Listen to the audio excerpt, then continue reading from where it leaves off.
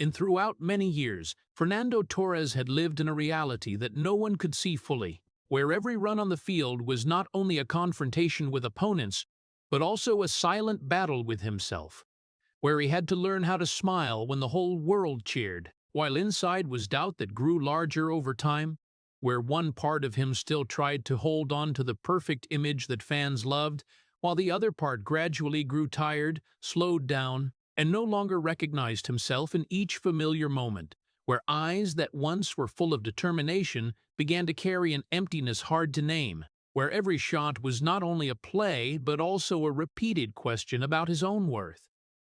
And the most painful thing was not losing form, but the feeling of having to continue stepping onto the field every week in front of millions of people, while knowing clearly that the person inside had changed, had grown weaker, had no longer been like the version the whole world was waiting for. But he still continued, still ran, still fought in silence, without explanation, without resistance, like a person trying to hold on to something that was gradually slipping from his hands and could not be stopped. But that very person, with all the cracks no one saw, had once stood at a peak that very few players in history could reach, when he scored more than 30 goals right in his first season at Liverpool, becoming one of the most dangerous forwards in the Premier League, being the centre in the brilliant years alongside Steven Gerrard, and being the one who scored the decisive goal in the Euro 28 final, bringing the first major title to Spain after many decades of waiting, contributing to the World Cup 2010 championship and Euro 2012, where he also won the top scorer title, while together with Chelsea lifting the Champions League and Europa League trophies, achieving almost every highest honor at club and national team level, creating a legacy that any player would dream of. A journey full of glory that, if only looked at from the outside, people would believe it was the story of a person who had never known failure. Before continuing into the journey behind that glory, please hit like and leave a heart as a quiet way to acknowledge the person who had fought in silence for many years without a single explanation. And do not forget to subscribe to the channel, because the story behind those goals will make you understand that there are people who do not collapse, but have also never really been healed. Born in Madrid, Fernando Torres grew up in a family that was neither rich nor lacking, where everything happened in a quiet way that many people still called a full childhood. But for a child with a too sensitive soul, that quietness did not mean it was easy. Football appeared in his life very early, not as a pressure to pursue, but as a natural part of the afternoons, of family stories, of matches watched together. And in all of that, his grandfather was the one who left the deepest mark. He was not only the person who took Torres to the Vicente Calderón Stadium, but also the one who taught him how to love Atletico Madrid as part of himself, taught him to understand that a club was not only victories, but also memories, faith, an attachment that could not be explained by reason. In the afternoons, standing in the sea of people on the stands, the boy Torres did not shout like those around him, did not jump when his team scored, but only stood there, quietly observing, quietly feeling, as if trying to keep every moment deep inside himself. Right from when he was very young, he had been different, not because he did not love football enough, but because he felt everything deeper than others, and that very thing sometimes made the world around him too big for him. At school, Torres was not the center of any group of friends, was not the leader, nor the one who drew attention, but only a child who always stood at the edge, observing more than participating, listening more than speaking, and gradually learned to keep all thoughts to himself. That silence was not weakness, but it made him more vulnerable, because every comment, every look, every comparison could imprint deeper into his mind longer than normal. When other children ran after the simple joy of scoring or winning, Torres carried a different feeling. A feeling that everything could be lost at any time if he was not good enough, if he made a mistake, if he did not meet what others expected. That was not pressure from family, nor from the surrounding environment, but something that formed from within, a silent fear that grew with each year, making him never really feel safe. even when everything was going well. Because of that, football gradually became the only place where Torres felt he could exist without being judged, where he did not need to say much, did not need to express himself in the way others expected, but only needed to run, touch the ball, and let everything happen by instinct. On the grass, he was no longer the silent boy standing in the corner of the class, but became a different person, a clearer person, more decisive, as if all the things he could not say were transformed into each run, each shot. But even in that seemingly safe space, the fear did not disappear. It only changed shape, became harder to recognize but also deeper. Every time he stepped onto the field, he not only thought about scoring, but also thought about not being allowed to fail, not being allowed to disappoint others, not being allowed to lose the position he had gained. And when those thoughts began to repeat more and more, football was no longer completely a refuge, but gradually became the place where he had to prove his worth continuously, without stopping. When Torres joined the Atletico Madrid academy, that should have been the dream of any child, but for him, it carried a different feeling, a feeling both happy and heavy. He knew he was getting closer to what he loved most. But at the same time, he also understood that from that moment, everything would no longer be as simple as before. Each training session was not only learning, but also a test. Each match was not only an opportunity, but also a measure of worth. And in that world, where everything was judged by results, a too sensitive boy like Torres began to learn how to hide his true emotions, learn how to stay silent even when inside he was in turmoil. No one really noticed that, because on the outside he was still a hard-working, disciplined player who always tried his best. But deep inside, a part of him had begun to live differently, a part that was always worried, always doubting, always wondering if he was really good enough to continue or not. And precisely from those years, when everything still seemed to be at the starting point, when there was no fame yet, no spotlight, no huge expectations from the whole world, a silent journey had begun to form. A journey not recorded by goals or titles, but by repeated thoughts in a boy's head, by nameless fears that he never shared with anyone, by the silence that stretched through the years, so that many years later, when the whole world looked at Fernando Torres and saw a legend, they would never know that the real story had begun much earlier, from the small moments no one noticed, from a child who felt everything too deeply and had never learned how to be gentle with himself. When Fernando Torres stepped up to the first team of Atletico Madrid, he was still just a young man who had not yet left his teenage years, but the world around him no longer looked at him as a child, but as an answer, a hope, something that an entire club was waiting for to save them from years of prolonged instability. Atletico Madrid at that time was not a team of brilliant victories, but a collective struggling to find itself. And in that chaos, a young name was suddenly placed at the center, not because he was ready, but because there was no one else to trust. Torres's runs on the field were not only personal effort, but carried the expectations of thousands of people on the stands, people who looked at him as if looking at the future, as if everything good could still happen if he was strong enough to carry it. But what no one realized was that behind the image of a player gradually becoming a symbol, there was still an unfinished person, a mind still dominated by fears formed very early, a heart still easily hurt by even the smallest failures. Becoming captain at a very young age was not only an honor, but a burden that Torres had no chance to refuse.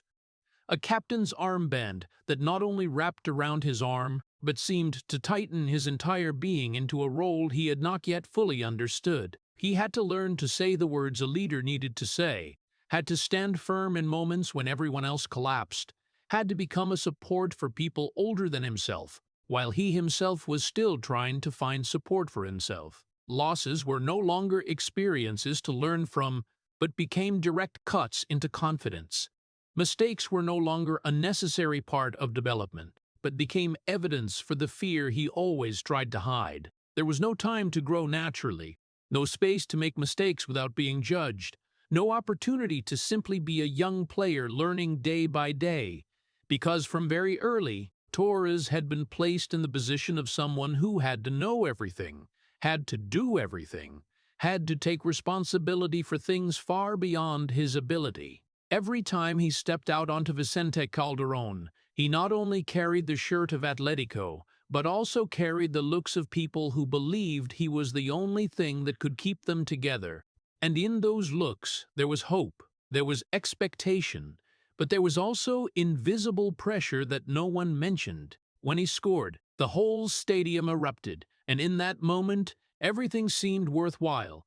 But when he could not do the same, when the ball went wide of the goal, when the opportunity passed, silence appeared faster than booing, and that very silence was what made him feel the heaviest. Because for a person who always set high standards for himself, not meeting expectations was not only failure on the grass, but an affirmation of the deep worry that he might never be good enough. Gradually, a silent change took place inside Torres, a change no one could see from the outside, where he began to learn how to hide his true emotions, learn how to keep a calm face even when inside he was full of unanswered questions. He no longer played football like a child finding joy, but like a person trying to keep balance on a tightrope between expectation and fear, where every step had to be calculated, every decision carried consequences much greater than what it showed. And in that process, a part of him gradually stepped back, giving way to the image everyone wanted to see. A symbol, a leader, a hope that was not allowed to break. The years at Atletico were not only the foundation for Torres's career, but also the place where a special way of existing was formed, where he learned how to live with two versions of himself. One version for the world, strong, determined, never stepping back, and another version, quieter, more vulnerable, always wondering if he could continue to hold all the things placed on his shoulders or not. And as time passed, as fame began to grow, as new opportunities appeared, no one realized that the boy who once found safety on the grass now carried a burden that even he did not know where to put down. A burden of having to become the person everyone had trusted, even if that meant losing the real part of himself that he had once tried to protect. As the years at Atletico Madrid gradually passed, the heavy feeling in Fernando Torres was no longer just fleeting moments, but had become a familiar part of the way he existed. And then, at one point, continuing to stay was no longer the only choice, but became something he needed to leave if he wanted to keep the rest of himself. The decision to leave Atletico did not come from betrayal or pure ambition, but like a way to escape the pressure that had clung to him since he was too young, a way to start over in a place where no one looked at him as the only symbol of hope, where he could be allowed to make mistakes without an entire city judging him. When Liverpool appeared, it was not only a team, but a door opening to another life, a place where he believed he could become a lighter version, with less burden, a place where football could return to being what he once loved, rather than just a responsibility.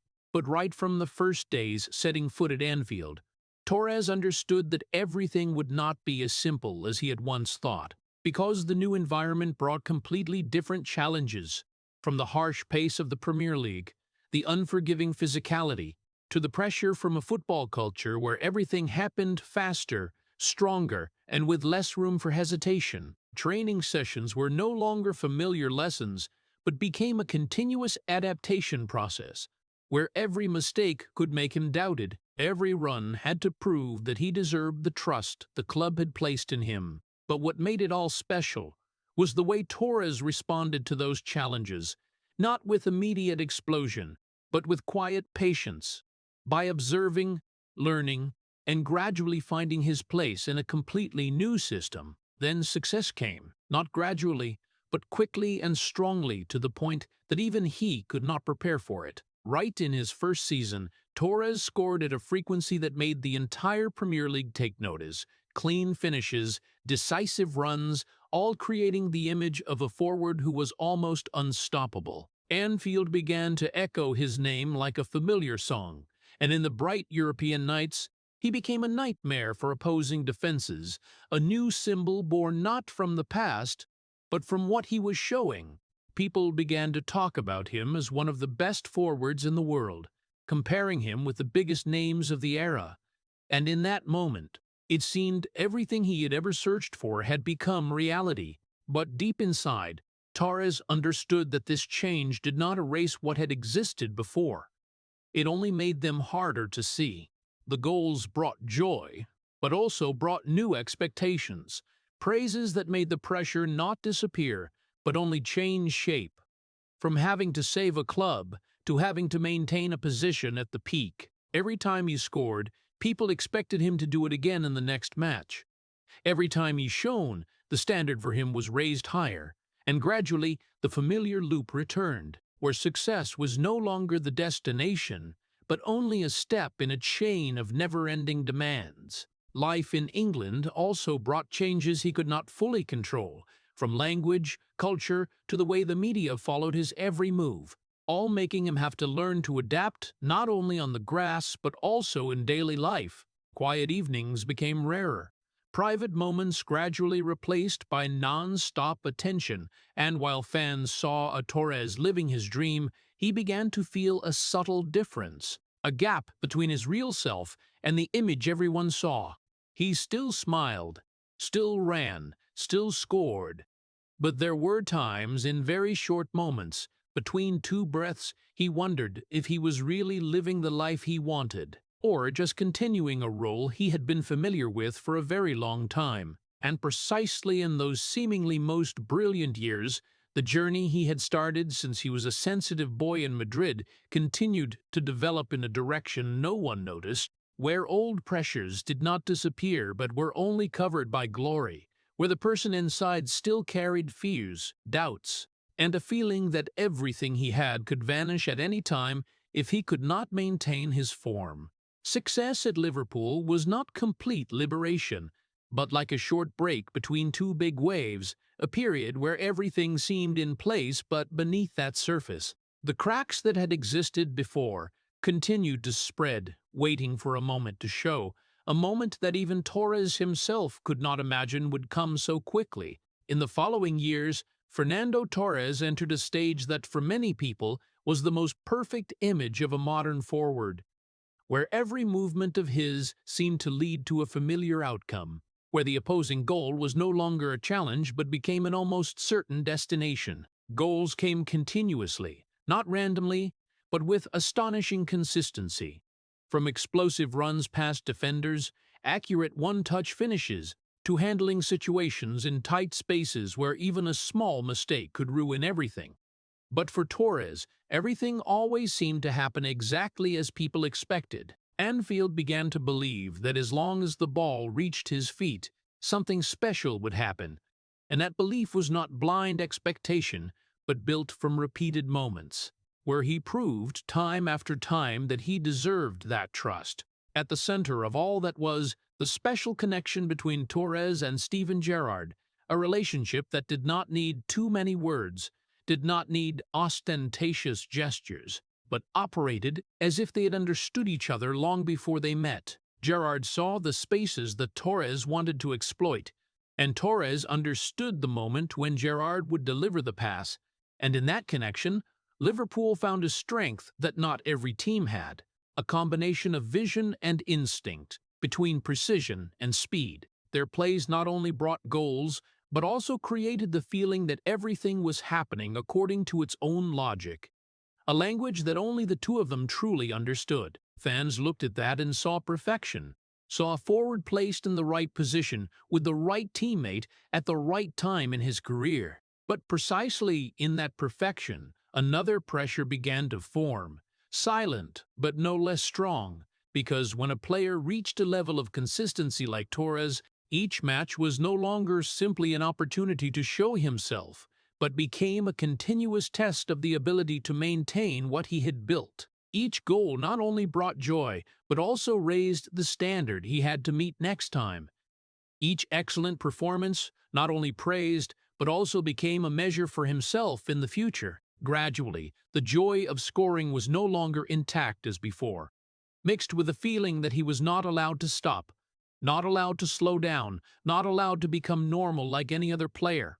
And in that loop, football, which had once been the place he found freedom, once again became the place where he had to prove his worth non-stop. The evenings at Anfield, where the lights illuminated every run of his, where tens of thousands of people chanted his name, still brought a special feeling, but at the same time also made him more aware of the gap between the real person and the image the world was seeing. On the outside, he was an unstoppable forward, a symbol of precision and coldness.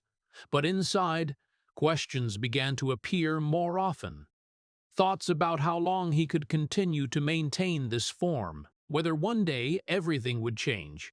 And if that happened, who he would be if he was no longer the version everyone was familiar with. Those thoughts did not appear loudly, but crept into every small moment.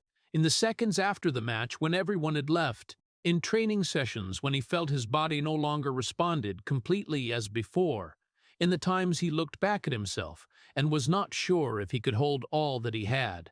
And the more successful he was, the bigger that worry grew, not because he weakened immediately, but because he understood that everything had limits, that form was not permanent, that the human body could not forever maintain a perfect state. But instead of allowing himself to accept that, he tried to control it, tried to keep everything at the highest possible level, as if only by trying hard enough he could prevent any decline.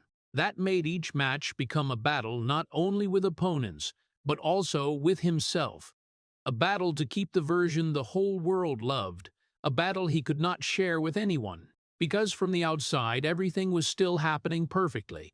And precisely in that prolonged perfection, a paradox began to form.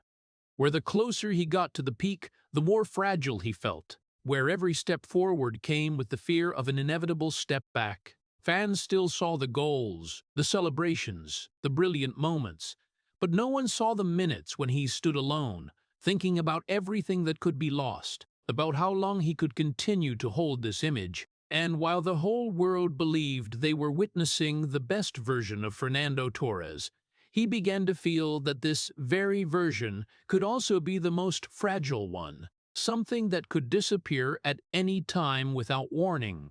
Then came a night when everything seemed to converge in a single moment, when Fernando Torres stood on the biggest stage of European football, in the Euro 28 final, where just one moment could change the entire story of a person, a team, and even a whole nation. The match was tense, tight, every opportunity became precious. And then, when the pass was made, when he burst past the opposing defender, everything happened in a few short seconds but stretched like eternity in the memory of millions. When he touched the ball past the goalkeeper and put it into the net, an action that seemed simple but carried the weight of many years of waiting, of previous failures, of a football nation always questioned about its ability to overcome itself. The whole stadium erupted. Teammates rushed to hug him, and in that moment, Torres was not only a player who scored, but became a symbol of change, of a new Spain, stronger, more confident, and finally reaching the peak they had searched for so long. Those images were broadcast around the world, repeated on every television channel, imprinted in the minds of fans, and from that second, Torres' name was no longer only linked to Liverpool or Atletico Madrid, but became part of Spanish football history. He was praised, honored, placed in a position that very few players could reach, where every step of his was followed, every word carried weight, every action had meaning far beyond the scope of a match.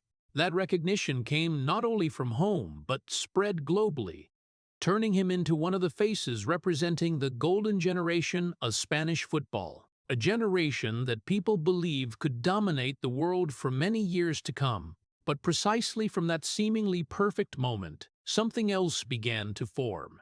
Not loud, not clear, but strong enough to change the way Torres saw himself. When a person was placed at such a peak, the space to exist as a normal human being almost disappeared, because from then on, He was no longer just a player, but became an image that everyone expected to always remain the same, always strong, always precise, always the one to appear at the right time to make a difference. What had previously been seen as personal effort now became a mandatory standard. What had once been success now became the starting point for new expectations. And in that process, the concept of weakness gradually disappeared from his life, as if he no longer had the right to be tired, no longer had the right to be wrong, no longer had the right to be a person who was learning and changing. Every time he put on the Spanish national team shirt after that night, he not only carried pride, but also carried an invisible responsibility. A responsibility to recreate the moment that had made him a symbol. Fans no longer only hoped he played well. They hoped he would become the hero once again, repeat what very few could repeat. And in that look, there was admiration, but also a pressure that no one directly spoke about. When he scored, everything continued. When he could not do it, silence appeared again. A familiar silence he had felt from the first years at Atletico. But now it carried a much greater weight, because it came not only from a club, but from an entire nation that had once believed in him. Gradually, the feeling that he had to maintain the hero image began to creep into every match, every training session, every thought, making football no longer simply a journey of development, but a series of continuous challenges to prove that he still deserved what he had achieved. Natural moments, instinctive plays began to be replaced by calculation, by the fear that a wrong decision could break everything he had built. And in that process, a part of the freedom he once had on the grass gradually disappeared, giving way to a feeling of continuous control, a need to keep everything within bounds, to ensure that the image the world saw was never cracked. What no one realized was that the very night he was elevated to a symbol was also the night a binding began. A binding to the best version of himself, a version he knew could not exist forever, but was not allowed to lose. And in the years after that, when the lights still shone, when the cheers still rang out, when titles continued to come, a silent question still existed in him, a question never spoken but always present, that if one day he was no longer the hero everyone expected, would he still be himself? Or would there only remain a name attached to a moment he could not repeat again? And then, while the whole world was still looking at Fernando Torres as an untouchable symbol, another change began to take place, not loud, not clear, but decisive, when his body, which had once been his most loyal weapon, began to send the first signals of betrayal. At first it was just mild pain in the knees, uncomfortable sensations that appeared after intense matches, things that any player had experienced and often chose to ignore, believing that just a little rest would make everything return to normal. Torres had thought the same, because in a world where speed and explosiveness were his identity, admitting that his body was changing was almost impossible to accept. But the pain did not disappear. It returned more often, lasted longer, and gradually it was no longer something he could ignore. The decision for surgery came as a necessary step, but also a moment when he was forced to face the reality that there were things he could not control, that even when he had done everything he could, his body could still go in a different direction. The days in the recovery room were unlike anything he had experienced before, with no stadium lights, no cheers, only prolonged silence where he had to retrain basic movements, where every small step forward came with waiting, with the question of whether he could return as before or not. Time passed more slowly on days like that, and in that slowness, the thoughts he had once been able to push away began to become clearer. When he realized that his career did not only depend on effort, but also on factors he could not change. When Torres returned to the grass, everything seemed to still be there. The shirt, the stands, the calls of his name, but something had changed. A subtle difference that only he could feel clearly. The runs were no longer as light as before. The bursts of speed no longer brought the same sense of certainty, and in situations where before he only needed to rely on instinct, now he had to think more, had to calculate more, as if his body no longer went ahead of his thoughts, but began to slow down, to wait, to hesitate. To outsiders, it might have been just a small adjustment, a difficult period that any player could overcome. But for Torres, who had built his entire identity based on speed and precision, that change carried much deeper meaning. The moments where before he could beat a defender with just one touch of the ball now became more difficult. Not because he had forgotten how to do it, but because his body no longer responded the way he expected. And precisely in those moments, a familiar feeling returned. Not physical pain, but doubt. The question of whether he was still the person he once had been or not. He still tried, still trained, still stepped onto the field with the same determination.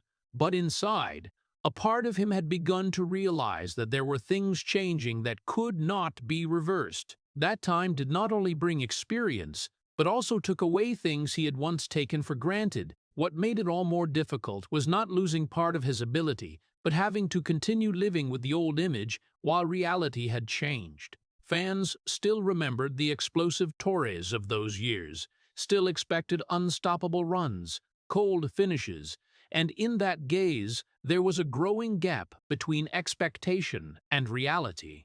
He could not explain it, could not say that his body was no longer as before, because in football, explanations often did not mean much. Only results were remembered. And when results began to change, when goals no longer came regularly, when plays no longer brought the same effectiveness as before, silence appeared again.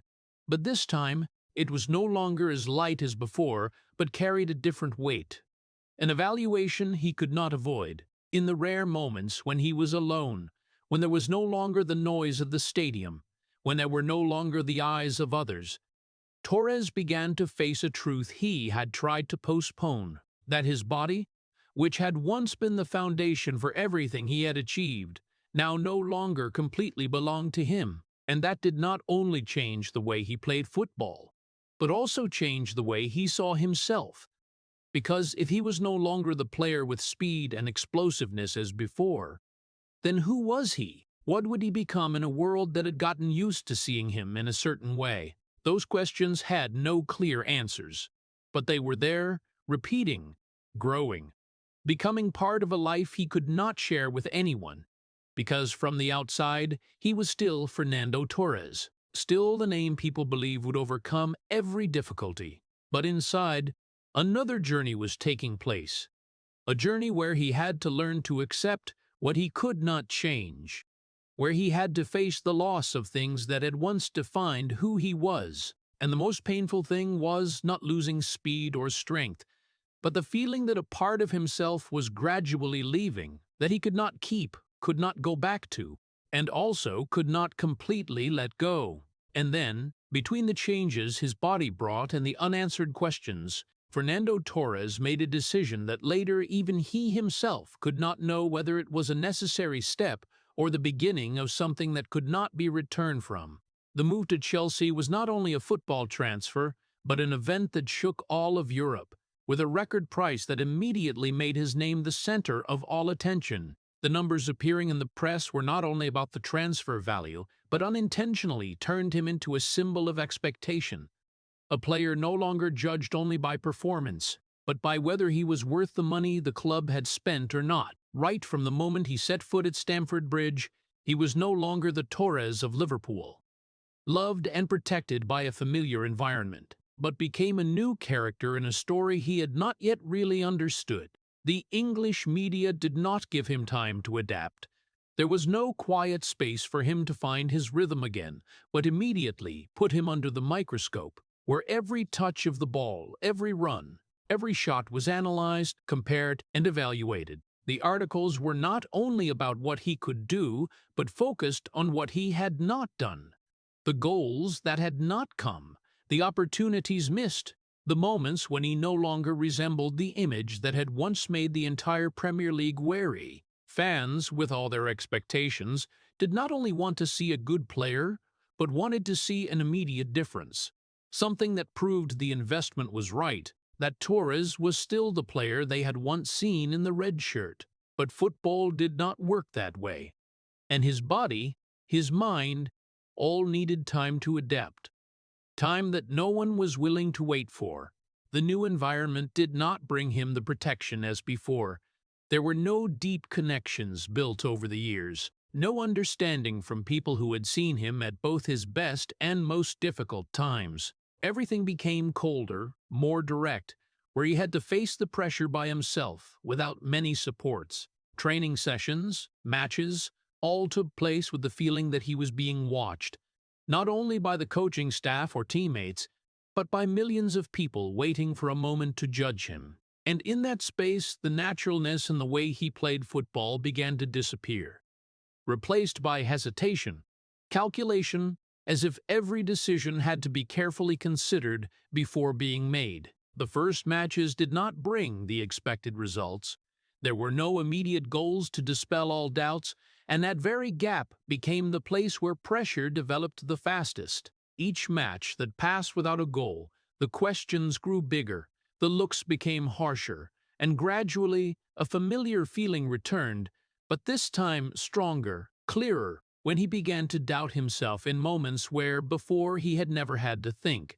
An opportunity facing the goal was no longer a natural reflex, but became a situation where he had to consider, had to wonder if he could do it as before or not. And that very hesitation made everything more difficult. The signs of instability did not appear suddenly, but crept through each match, each play, each moment when he could not completely be himself.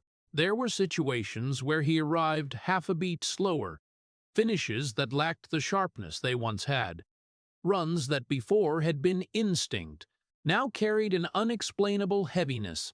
Outsiders could see that and call it by many different names. But for Torres, it was a feeling he could not put into words, a change happening from within, where body and mind were no longer in sync as before, where confidence in himself began to waver. And in all of that, what made him feel the most difficult was not the criticism from the outside, but having to continue stepping onto the field with the image everyone expected, while inside he knew that he was not ready yet, not stable yet, had not yet found the person who had once made him one of the most feared forwards in the world. He still tried, still ran, still fought. But each time like that, the gap between the real person and the outside image grew a little more, as if he was living in two parallel worlds that could not reconnect with each other. The decision to go to Chelsea, which had once been seen as a big step in his career, gradually became a milestone carrying more complex emotions. Not just the story of a contract, but the beginning of a period where he had to face himself in a way he had never done before, where everything was no longer hidden by success, where the cracks began to show more clearly under the lights he had once thought would protect him. And in the silence between matches, between the cheers and criticism, a question still existed, not loud, but strong enough to follow him with every step, whether this decision was the path leading him to a new version of himself, or the place where he would gradually lose what had once made him who he was. Then, what had initially been just slowing down, hesitation, began to turn into moments that no one could ignore, when Fernando Torres stood in front of the goal in big matches, moments when the whole team looked to him, and the ball came to his feet in a position that before would almost certainly become a goal. But this time, it went off target, lighter, less decisive, as if between him and the goal an invisible gap had appeared that he could not cross. At first, it was just a few scattered moments, plays that people could overlook, could explain by not yet being familiar with the new team, not yet finding the feeling of playing. But when similar situations began to repeat, when clear opportunities continued to be missed in important matches, the story began to change in a direction he could not control. Each match that passed without a goal, each missed opportunity, became a piece in the picture that the media began to draw. A picture no longer talking about an excellent forward, but about a contract that was not worth it, a player losing himself. Articles appeared densely, not only analyzing but also judging, not only reporting, but also shaping the way the public saw him. His name began to come with phrases that before no one thought would appear, and in a world where images could spread faster than anything else, his mistake moments did not only exist on the grass, but were also repeated on television, on social media, in video clips that people shared not to remember excellence, but to recall failure. His image, which had once been a symbol of precision and coldness, was now distorted through the lens of mockery, when missed chances became the subject of jokes, short clips, comments that he could not avoid no matter how hard he tried. Fans, those who had once chanted his name, began to split into two sides. One side still trying to believe he would return, the other side gradually losing patience, questioning everything, from his form to the decision to sign him in the first place. And amid all of that, Torres had no way to answer, no way to explain, because in football, words could not replace goals, and when goals did not come, every explanation became meaningless. Each time he stepped onto the field, he no longer felt the excitement as before, but instead a heavy feeling, as if every run was being watched. Every touch of the ball carried an immediate evaluation. The cheers were no longer purely support, but sometimes mixed with impatience, waiting, and even disappointment when everything did not happen as expected. There were moments when he stood in front of the goal. Time seemed to slow down, not in the way that brought control as before, but in the way that made all thoughts rush in at once, making a simple decision more complicated than ever. And precisely in those seconds, confidence, which had once been the foundation for everything he did, began to collapse. Not in a single moment, but little by little, through each play, each match, pressure no longer only came from the outside, but began to exist inside, becoming part of the way he thought, the way he moved, the way he saw each situation on the field. He was no longer only facing defenders, but also facing himself, with memories of the old version, with images he knew he had once been able to perform easily. That comparison did not come from others, but from himself, from the fact that he clearly remembered each run, each shot, each moment when he had once completely controlled the match, and now, when everything was no longer as before, the gap between past and present became something impossible to ignore. Big matches, important moments, which had once been where he shone, now became challenges he had to overcome not only technically, but also psychologically. An opportunity came, and instead of reacting immediately, he hesitated. And in that hesitation, the opportunity passed, leaving a gap that no one could fill. And when that happened many times, it was no longer a problem of one match, but became part of a bigger story. A story he did not want to be the main character in, but could not escape. There were times during the match when he felt like he was standing outside his own body, observing everything happening without fully controlling it, as if football, which had once been instinct, now became something alien. And in the rare moments when he looked up at the stands, when he heard the sounds around him, he understood that everything had changed, not only in the way others saw him, but in the way he saw himself. Confidence did not disappear immediately. It wore down over time, through each unsuccessful play, through each incomplete match, through each criticism he could not stop. And when it was weak enough, it could no longer support him as before, no longer a solid foundation for quick decisions, for decisive plays. Instead, there was doubt, excessive caution, and a feeling that any mistake could become evidence for everything people had said about him. In a world where everything was public, where every moment could be recorded and replayed, his collapse did not happen in silence, but in front of millions of people, repeating, with no way to avoid it. And what made it more difficult than anything he had ever experienced was not that he was playing poorly, but that he had to witness himself changing in a way he did not want, while knowing that the whole world was also seeing it, talking about it, and waiting for something he was no longer sure he could bring. Gradually, amid all the pressure, the looks and the non-stop words, Fernando Torres began to feel a deeper change than anything he had experienced before. No longer just form, going up and down, or good and bad matches, but the feeling that he no longer recognized himself in the way he played football. Movements that had once happened naturally now became alien, as if he was trying to recreate a version he remembered clearly but could not reach. When the ball came to his feet, instead of reacting immediately as before, he paused for a very short moment, but enough to change the entire situation. And in that pause, everything seemed more tangled, more complicated, making a simple decision no longer simple. The goal-scoring instinct, which had once been something without thinking, which had brought him to the peak, gradually disappeared in a way he could not explain.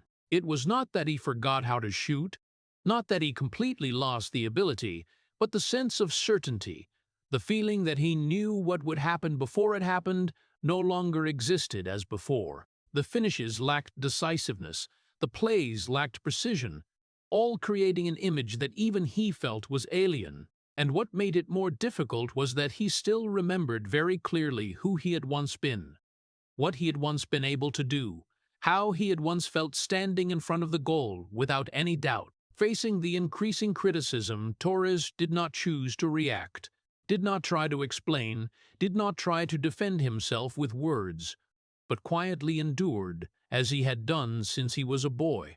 His silence was not indifference, but a way to keep the rest of himself, a way not to let the outside noise completely enter the inner world.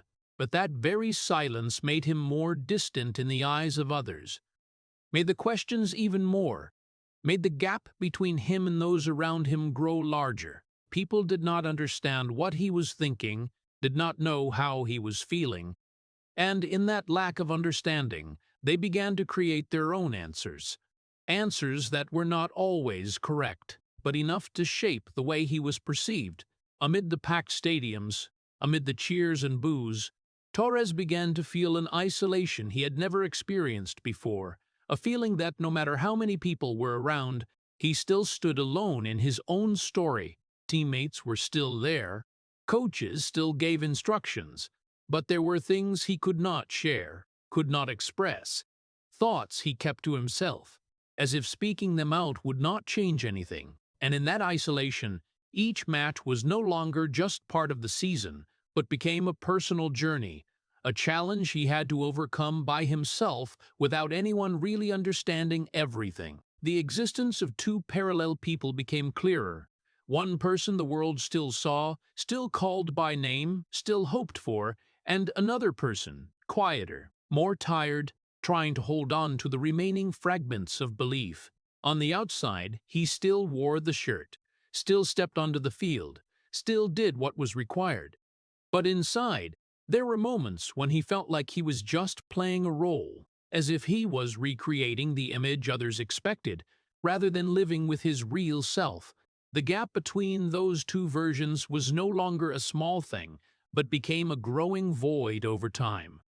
A void he did not know how to fill. There were times when the match ended, when he left the field and walked into the tunnel, where the light gradually dimmed and the noise became distant. Torres had rare seconds to be alone with himself, and in those moments he faced a truth he could not avoid, that the person he had once been, the person the whole world had loved, might no longer exist in the way he wanted anymore. And the most painful thing was not that others realized it, but that he himself began to feel it, began to accept that this change was not temporary, not a short phase, but part of a journey he had to go through. While the world continued to call Fernando Torres's name, still repeated the goals, the glorious moments, he gradually became someone else in his own story, a person no longer sure of his place, no longer sure of his ability, but still continued to walk, continued to step onto the field, continued to exist in a world he no longer completely belonged to. And precisely in that parallel existence, between image and real person, between expectation and reality, a part of him gradually disappeared, not in a big moment, but through each day, each match, each repeated thought that no one but him could see. In all those months when doubt and silence gradually took over every moment on the grass, There was still one night when Fernando Torres stepped out of that darkness, even if only for a very short moment, when Chelsea faced Barcelona in the Champions League semi-final, in a match where everything seemed to have gone beyond control, when his team had to defend while short-handed, when pressure built up to the point where there was no room for mistakes. Time moved toward the final minutes.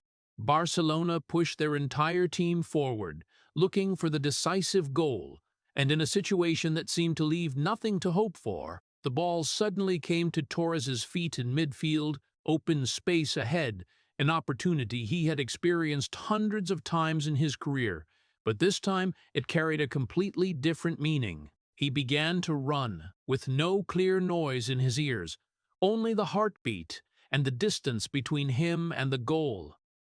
The runs no longer as fast as before, but still enough to keep him ahead of the last defender.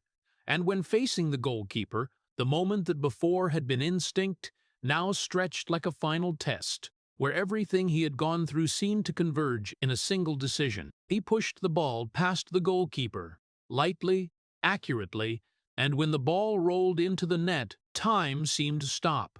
Not because it was a beautiful goal, but because of the meaning it carried, not only for the match, not only for the team, but for himself. Teammates rushed over, the stands erupted, and in that moment, people saw again the image of Torres they had once known. A cold, decisive forward, a person who could make a difference in the most important moments. Fans looked at that and believed this was the return, that all the previous difficulties were just a phase, that with this goal, he would find himself again, would continue to write great moments as he had once done. The press changed its tone. Praises appeared again, and for a very short time, everything seemed to return to its place, as if one moment could erase everything that had happened before. But inside Torres, that feeling was not completely the same as the way the world perceived it. He knew better than anyone that a goal, no matter how important, could not change everything that had happened over the long time before. He felt the joy, felt the relief, but at the same time also understood that the problems he was facing did not disappear just because of one moment, that the doubts, the changes in his body, the accumulated pressures, all were still there waiting after this short light. The days after that, when everything gradually returned to the familiar rhythm, when the next matches took place, when opportunities appeared again, Torres realized that the sense of certainty did not completely return, that the goal-scoring instinct did not naturally come back just because of one success. There were plays where he still hesitated, still slowed down, still could not recreate the naturalness he once had. And that very thing made him understand that the goal against Barcelona was not the end of the difficult journey, but only a small, bright spot in a much larger picture. Fans still recalled that moment, saw it as a symbol of the return, as proof that he was still there, that everything just needed more time. But for Torres, that memory carried a different meaning, not confirmation, but a reminder of what he had once had and what he no longer fully held. It was like a ray of light shining into a dark room, enough to see everything in one moment, but not enough to change the nature of the darkness. In the seconds after scoring, when he ran toward the corner of the field, when he raised his hand in an almost unconscious gesture, there was an unusual calmness on his face, not the explosion of emotion that people usually saw, but an acceptance, as if he understood that this moment was beautiful, important, but could not last. And that very calmness said more than any words, that he was no longer a player who lived completely in each goal, but a person who had gone through too much to understand that not everything could be saved by just one moment. The goal against Barcelona will always be remembered as one of the most memorable moments in his career, a moment when the whole world stopped to witness. But for Torres, it was not the answer to all the questions that had existed in him for a long time, but only a part of the journey, a part that could not be separated, but also not enough to define the entire story. And when the light of that moment gradually faded, when football life continued with familiar challenges, he returned to his own reality, A reality where everything was still not completely clear, where he was still trying to understand and accept the person he had become. Perhaps what made that moment special was not that it could change everything, but that it showed that even in the most difficult times, a part of Torres was still there, could still appear, could still create something memorable, even if only in a short second. But that very thing also made it sadder, because it reminded him that the rest of the story could not be rewritten by just one moment, that light, no matter how beautiful, was only a short pause in a long journey he still had to continue, with all that had changed, and what he could not bring back as before. After those flashing moments that quickly receded into the background, Fernando Torres gradually understood that there were things that could not come back, not because he did not try, but because time and what had happened had changed too many things to be reversed. On the grass, he was no longer seen as the center of the team, no longer the name that every ball was directed toward, no longer the support that others would assume would make the difference. Tactical decisions began to change. His role was adjusted, sometimes starting from the bench, sometimes as an option in specific moments.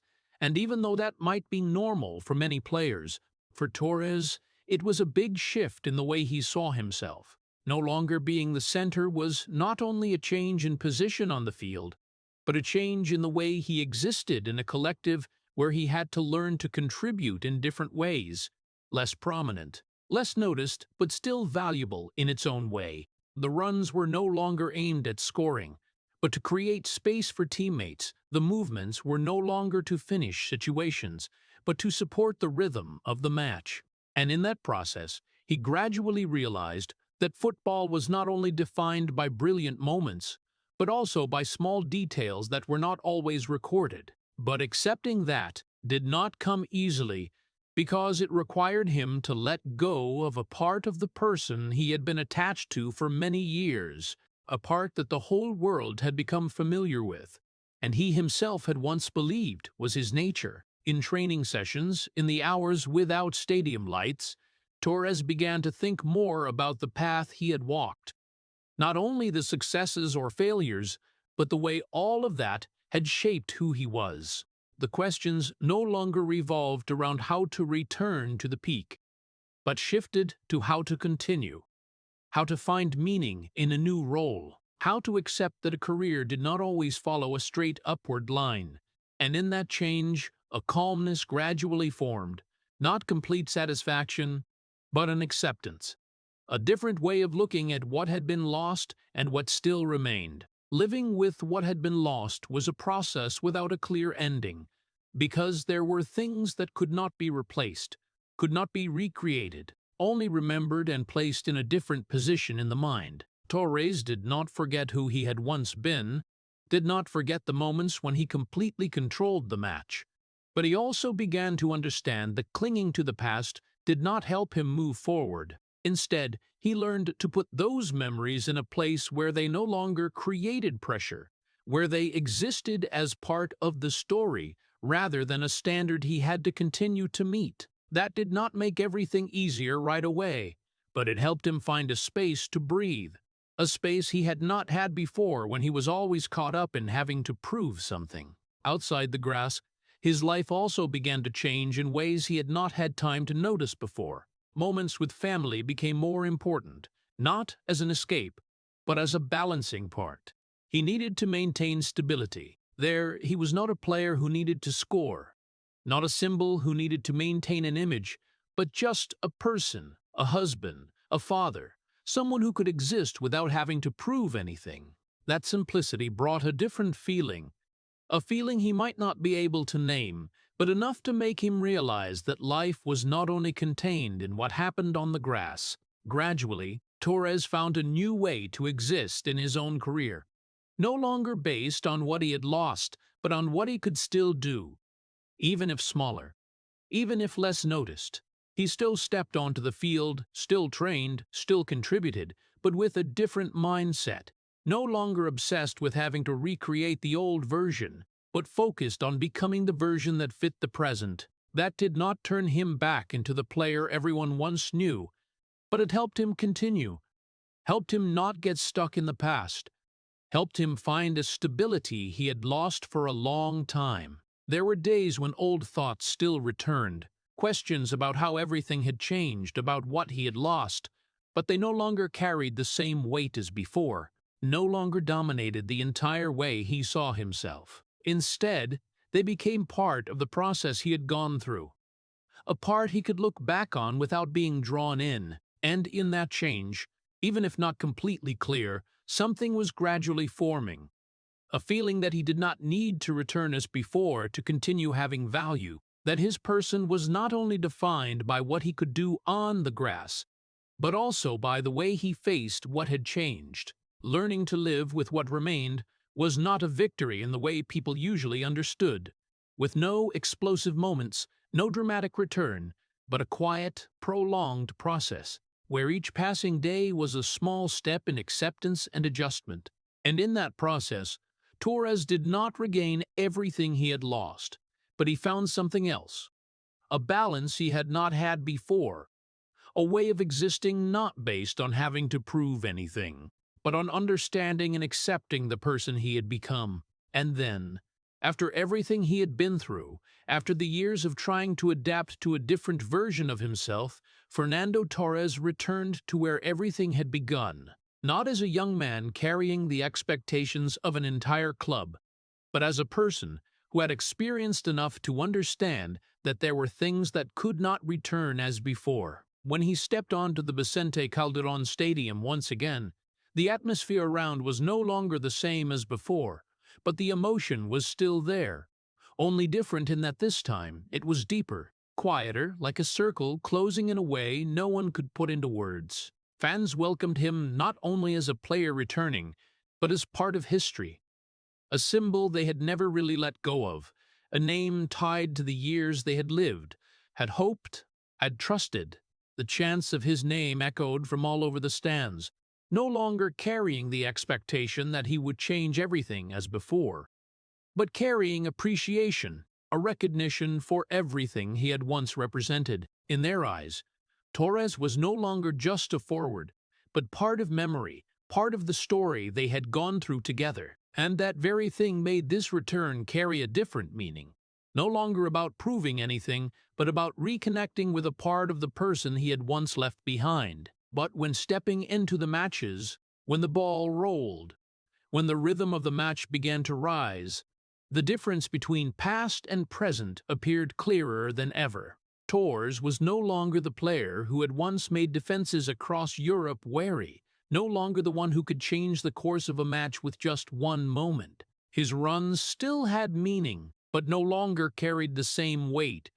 His plays were still accurate, but no longer carried the explosiveness that had once made his name.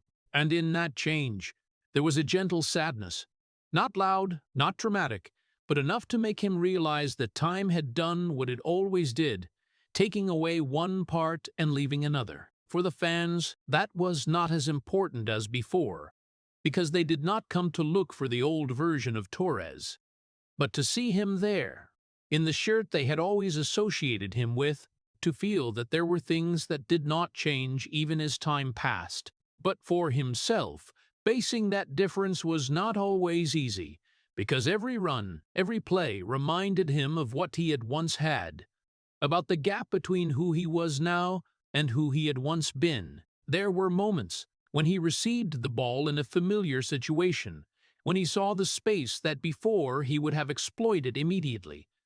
But his body no longer responded that way, and in those short moments, memory and reality touched each other, creating a feeling hard to name. But unlike previous periods, where he tried to resist the change, tried to hold on to what was slipping away, this time Torres no longer did that. He did not try to become the old version, did not force himself to recreate what had passed, but began to learn to accept what he had, even if it was not perfect, even if it was no longer as brilliant as before. Returning to Atletico was no longer an effort to repair the past, but an opportunity to reconcile with it, to look back at everything from a different angle, where he was no longer caught up in having to prove anything, but simply to be present. In those days and months, He began to feel love for the club again in a different way, no longer tied to responsibility or pressure, but to attachment, to the memories he had once had when he was still a boy,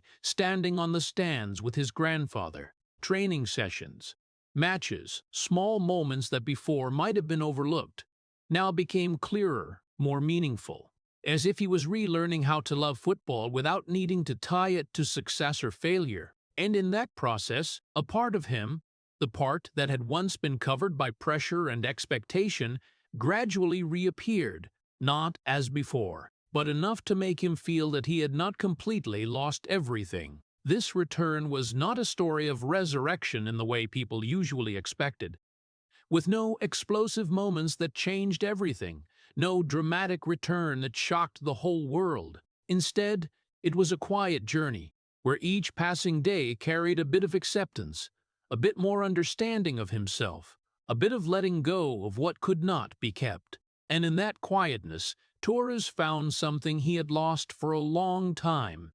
Not form, not fame, but the feeling that he could exist in his own life without needing to chase after any other image. When standing on the Vicente Calderón in the final days, when looking up at the stands, when hearing the chants that no longer carried pressure but only appreciation left, he understood that his journey had changed, that he was no longer the player who had once made all of Europe fearful, but he no longer needed to be that person either. What mattered no longer lay in what he could do, but in what he had gone through, what he had endured, and still continued to stand there, in the shirt he had loved since he was a boy. As a way to close a circle that not everyone had the chance to complete, there is a part of Fernando Torres's life that almost never appears on newspaper pages, is not mentioned in post-match commentary sessions, is not analyzed by numbers or statistics, but is the only part he truly feels belongs to him, where he does not need to prove anything, does not need to become any image other than himself. His relationship with his wife began when both were still very young, before fame, before packed stadiums, before the name Torres became a symbol the whole world knew. It was not a love story built under the lights, but a quiet attachment that grew with time, existing through the changes life brought. And that very simplicity made it the rare thing he could keep when everything else around continuously changed. While his career went through ups and downs that anyone could see, family life happened at a completely different rhythm. Slower, more stable, not dominated by what happened on the grass. There were no cheers, no criticisms, no expectations to meet, only small moments that outsiders might never notice, but carried great meaning for him. Simple meals, conversations unrelated to football, afternoons passing without the pressure of preparing for a match, all created a space where he could breathe in a way he could not do anywhere else. The role of a father came to Torres not as a responsibility to fulfill, but as an opportunity for him to experience a part of life he had not had time to fully understand before. When, with his children, he was not the player who had once scored in big matches, not the one carrying titles, but just a father, someone who could laugh, could play, could spend time without needing to think about anything else. Those moments were not recorded, not broadcast, but they brought him a feeling he had searched for a very long time, a feeling of normality, of being able to exist without being placed under any standard. Family became the only place where he did not need to keep an image, did not need to hide what he was feeling, where he could be tired without being judged, could be silent without being misunderstood. After difficult matches, after times when everything did not go as expected, returning home was not only a physical action, but a mental shift, where he left the world of pressure and stepped into a space where he was accepted as his true self. And in that shift, he gradually understood that not everything in life had to be defined by success or failure, that there were values existing independently of what happened on the grass. The contrast between his private life and Torres's public image became clearer over time, not because he tried to create the difference, but because those two worlds operated under completely different rules. On the field, He was the one who had to face pressure, expectation, non-stop evaluations, while at home he was just a person trying to live the most normal life possible. And that very contrast made him realize that his true self did not lie completely in one of the two sides, but existed somewhere in between, in the way he balanced between what he had to do and what he wanted to keep. There were times when, looking back at everything that had happened in his career, Torres could feel that he had lost more than people thought.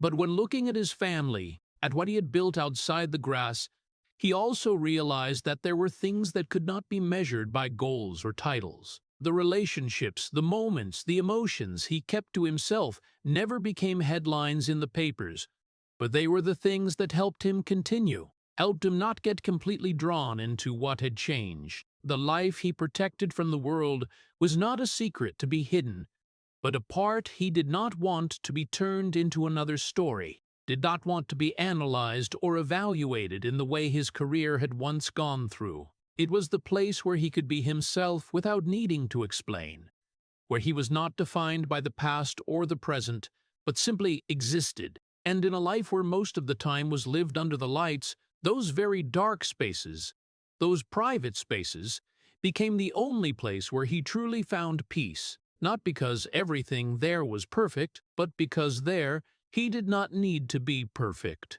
And then, when everything gradually settled down, when the cheers no longer echoed every week, when the stadium lights no longer illuminated every run, Fernando Torres's journey appeared in a different way, no longer covered by brilliant moments or dark periods, but became a more complete story where every piece, whether glory or pain, had its place.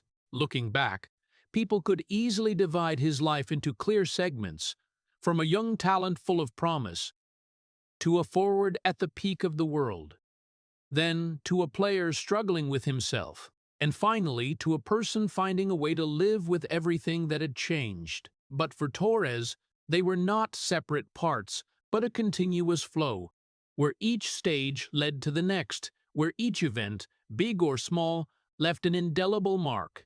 This was not a story completely about victory, even though he had touched titles that very few players could achieve. Nor was it a story about failure, even though he had gone through periods when everything seemed to collapse before his eyes. It lay in the space between those two things, in the space where a person had to face himself when everything was no longer clear, when there was no simple ending to define everything that had happened. Torres was not someone who always won, nor someone who was defeated, but someone who had gone through both states, carrying what they left behind and continuing to walk. His change did not happen in a single moment. There was no specific day when everything completely shifted, but it was a prolonged process where each experience, each injury, each pressure gradually reshaped who he was. From a player who relied on instinct, he became someone who had to think about every step. From someone with absolute confidence, he became someone who learned to doubt and then accept. And in all those changes, one thing remained the same: that he continued, not because he always knew where he would go, but because he did not know how to stop. The value of this journey did not lie in the moments when everything went as wanted, but in the times when everything did not go as expected, where he had to face questions without clear answers, where he had to continue even when unsure where it would lead.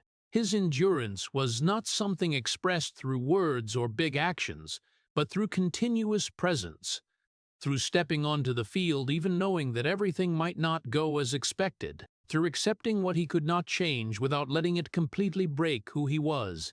Perhaps what not everyone wants to see, not because it does not exist, but because it does not fit the way people want to remember heroes, is that even those who stand at the peak can lose a part of themselves, that the journey does not always go upward, that there are segments a person must go through without any guiding light, but precisely in those segments the true person is formed, not through what they achieve, but through the way they face what they lose. The legacy Torres left was not only in the goals replayed on television, not only in the titles recorded in history, but in the entire journey he had gone through, in the way he existed in periods that few could understand, in the way he continued even when he was no longer the version the world once loved. It was not an easily visible legacy, not something that could be summarized in numbers or titles, but it existed, in the way his story made people think about what lay behind the glory, about people we thought we understood, but had only seen a part of. And when that story closed, not with a big moment, not with a statement, but with the quietness he had always carried, what remained was not only the memory of a forward who had once made the whole world pay attention, but the image of a person who had gone through enough to understand that not everything needed to be kept, that there were things that had to be lost so that others could exist, and that sometimes continuing, even if not perfect, even if not complete, was the hardest thing and also the most valuable thing a person could do. Fernando Torres' story leaves a feeling that is both heartbreaking and worthy of respect, not because he failed, but because he had to live in a battle that most of the world did not even realize. When looking back at the specific details in that journey, from the sensitive boy in Madrid who was always afraid he was not good enough, to the young captain burdened with the expectations of all, of Atletico Madrid, then the peak at Liverpool, where each goal became pressure to repeat, to the moment at Chelsea when he stood in front of an empty goal and still could not score. All show that this was not a sudden collapse, but a prolonged process of psychological erosion, especially the image of him scoring against Barcelona, a moment that seemed to redeem everything but then could not change the inner reality, is the clearest proof that external success could not heal the inner cracks. What makes people feel the most sorry is not that he lost speed or form, but that he had to continue stepping onto the field, continue enduring the gaze of millions of people, while he himself no longer recognized who he was. But that very thing also makes his story worthy of respect, because he did not give up, did not disappear, but learned to live with what had been lost, found balance in family, and accepted a different version of himself. For American society, where the pressure of success, fame, and perfection is always present in every field, this story is a reminder that a person's value does not lie in always standing at the peak, but in the way they face it when they are no longer there. It also shows that true strength is not never collapsing, but the ability to continue living, to continue existing, even when no longer the version the whole world once loved. If this story makes you think differently about what lies behind the glory, please hit subscribe and leave a heart as a quiet way to appreciate those who still continue to walk, even after losing a part of themselves. Thank you for staying until the end, and see you in the next video, where we will continue to explore stories that the world sees but has never really understood.